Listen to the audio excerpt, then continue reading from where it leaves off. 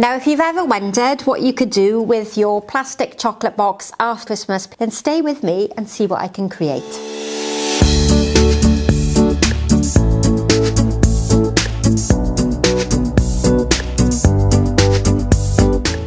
So welcome back to another tutorial. My name is Sharon, and today I'm going to recycle one of those very famous chocolate boxes that we often get during the festive period. You'll probably see that I've got some ordinary string wrapped around the top of the container, and that's going to be used to hold my flowers into place. So if you think of previous methods that I've used, and I often use wire mesh or chicken wire in the bottom, this is just another version and a very simple way of creating a structure without spending money on new mechanics or new florist sundries. It's very simply cut a few sections into the edge of my container, and that helps to stop the rope slipping off the edge. If you've got a square container, you might have a different brand of chocolates, or you could have a biscuit container, then sometimes it's easier to wrap it around the square box because it doesn't slip off on the rounded edges.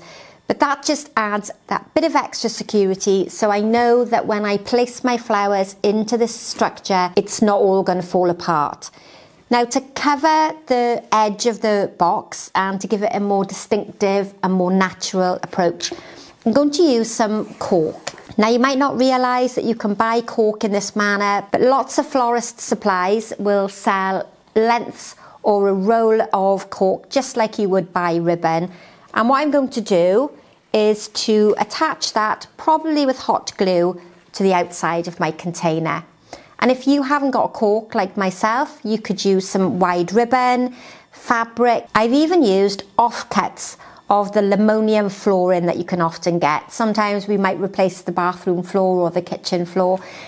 That is very flexible and will curve really naturally around the outside of the container. So I'll be back in a minute once I've attached that to my base. And I'm back. So I've used hot glue to stick it to the top section of my container, but you could use double-sided sellotape or PVA glue. And with a very basic container, I've upcycled it into something quite attractive. Now, you possibly might be able to tell by the amount of layers that I'm wearing that it's winter time here. It's quite cold, but the spring flowers are starting to come through in the supermarket. And I've already done 2 videos that you've seen, and I'll link them in the cards just here, where I've used a supermarket bunch of hyacinths, tulips and daffodils. And I'm going to reuse those flowers today to create another design with the same flowers, so you get to see how versatile one bunch of flowers can be. What I need to do now is to fill my container with some water, and then I can start adding my flower content. At the moment, we're obviously in the winter time, so there's very little fresh flowers available for me to pick, but I can forage for lots of branches. So the material that I'm going to start with is willow, and it would normally dangle down just like this. I possibly might have used it in some previous videos, but what I would like to do is to create a circular structure around the outside of my container. It's a nice way of introducing another texture and bringing in some of the yellow colouring that's going to blend really nicely with my daffodils. It takes a little bit of perseverance to get the structure started. And what I'm going to do initially is just drape a few branches over the side for a bit of extra security and to almost stop those branches flinging out as I'm trying to create the frame. I'm going to use some florist tape. So this is the tape that I normally use to hold my oasis into place. I'm just going to attach a few to the inside of my plastic container, and that's really going to help stop these branches flying out as I'm trying to get them around the outside edge.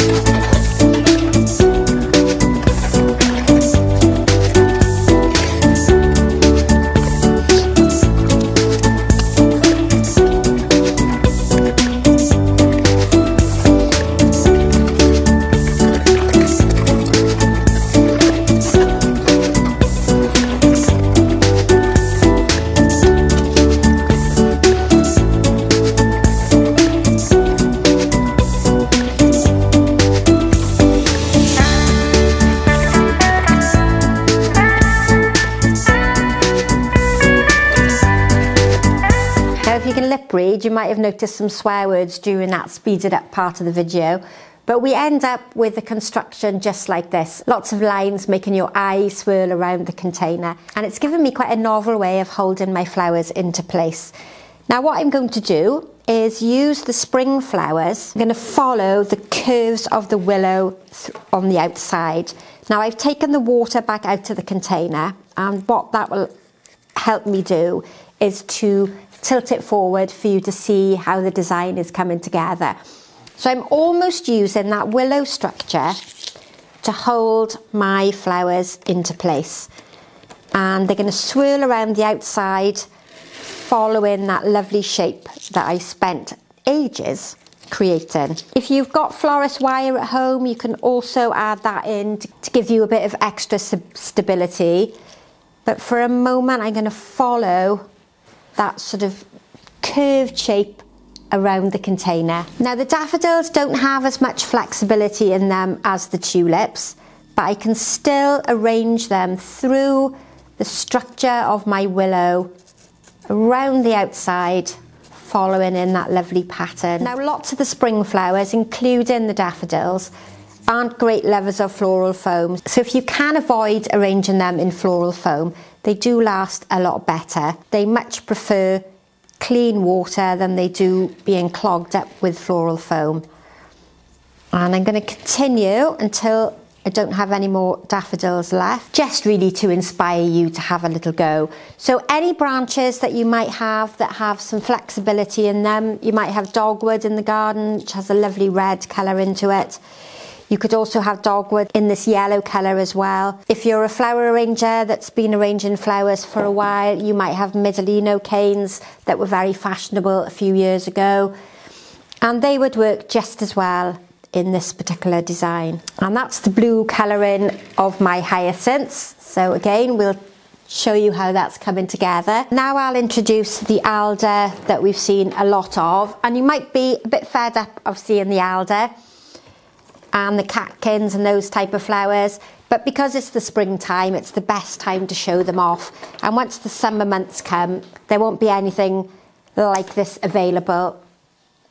The tree will be covered in leaves instead, so it's really nice to use them while they're in season. These are going to dangle really nicely over the edge of my container. It introduces another texture and another colour, and it almost looks like a springtime nest. So you can recreate this at Easter, maybe incorporating some Easter eggs or some Easter decorations in there. And I think that for a simple selection of flowers from the local supermarket and some forage greenery, you've ended up with quite a pretty design and something a bit different.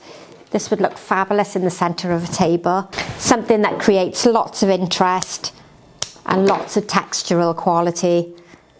And that's all my flowers into the arrangement.